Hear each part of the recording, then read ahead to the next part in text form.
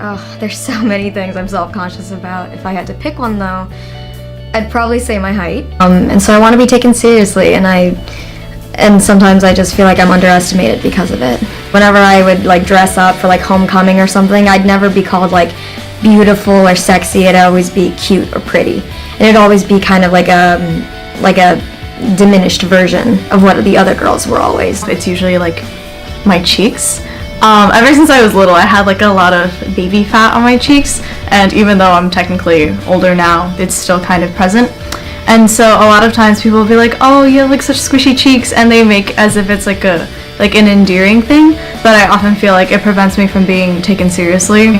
Either they saw me as a child, or they saw me as like a girl, or they saw me as something distinctly other than just human neutral canvas. One thing that I have been insecure about my entire life is my arms. When I was younger, I used to dance ballet, and all of the girls were just stick thin with immaculately just like ripped arm. I know there's a thing called the skinny arm, which is something I employ in all of my formals pictures. Actually, this summer, my uncle, I think, kind of insensitively was like, Rachel, you've really filled out like your arms. It kind of looks like you might have middle-aged bingo wings. And maybe it was a joke, but that really hit me hard. I was like, wow, like I've been working really hard at my job. I haven't had a ton of time to work out and felt super self-conscious. I think I've always been self-conscious of my stomach since probably when I was like 6 years old. I had a friend who I remember like was talking about diet drinks, and I didn't really know what they were yet. And so I was like, I don't know what that is. And she goes, well, maybe you should drink them because like you kind of have a stomach. That kind of hurts, to hear like, oh my God, these people see me as like being bigger or whatever. And it's like, I don't know why, but for some reason like that hurts, and it feels like I'm doing something wrong. And so I feel myself like comparing myself to people all the time. Like, she's so skinny and I'm not. So ever since I like hit puberty, I've been super self-conscious about my acne.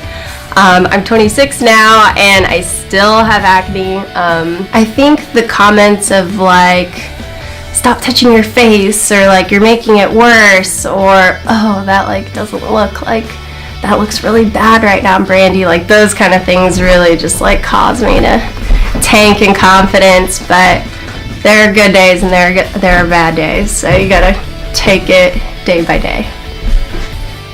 Like initially I think like I have like broad shoulders and I don't like that, and my hair gets frizzy really fast and I don't like that.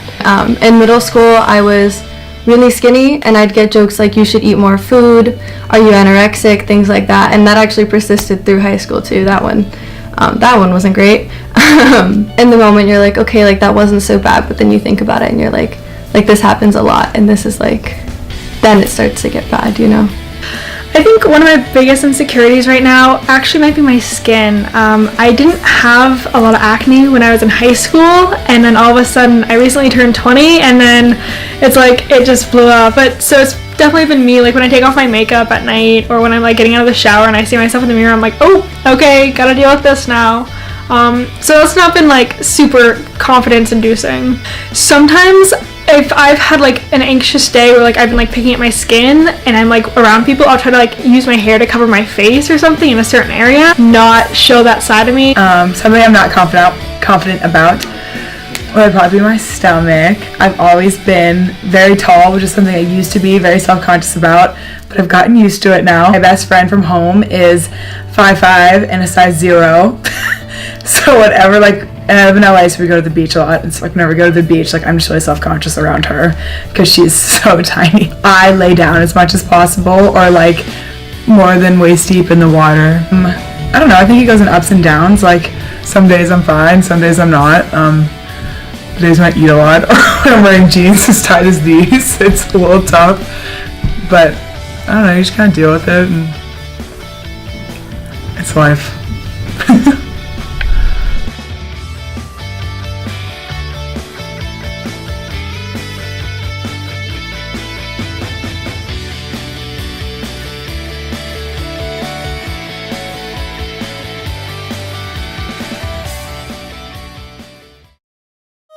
Shimmy, shimmy, yeah, shimmy, yeah, shimmy, yeah. drink, swalla la la, drink, swalla la la, swalla la la, shimmy shimmy yeah, shimmy yeah, shimmy yeah, drink, swalla la la, drink, swalla la la.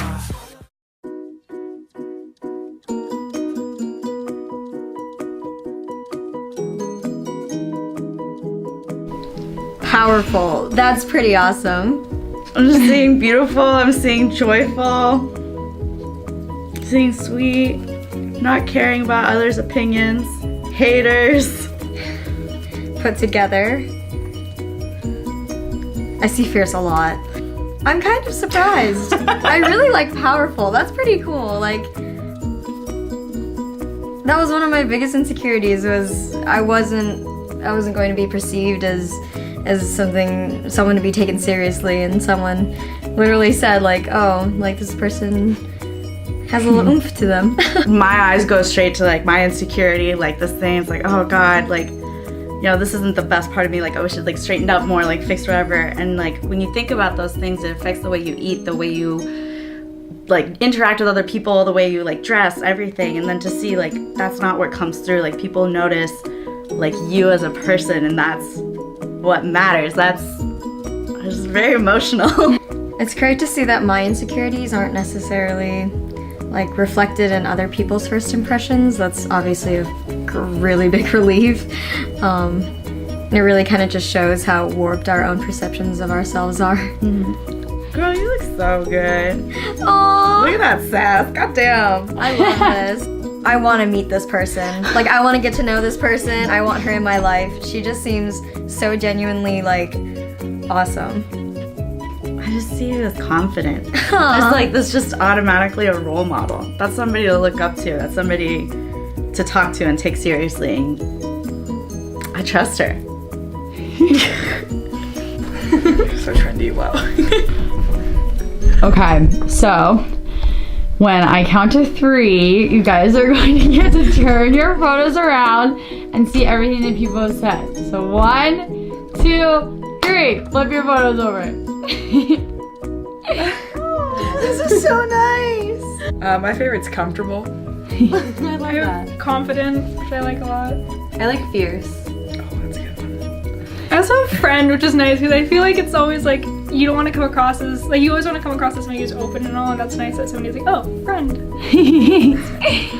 I love those. And how does it make you feel, like, compared to being interviewed in the beginning about your insecurities to seeing like the things that people see when they look at you? It kind of shows that what we think are insecurities are not as like kind of out there as prevalent as we really think they are. Just because nobody called that out, so why should we really be like focusing on that all? I agree. I just verbatim.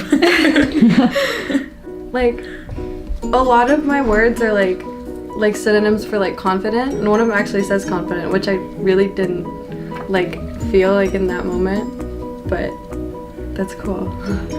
This is like super like badass. I don't know if I'm allowed to say that. Super badass, and just like incredibly confident with herself and just her inner space.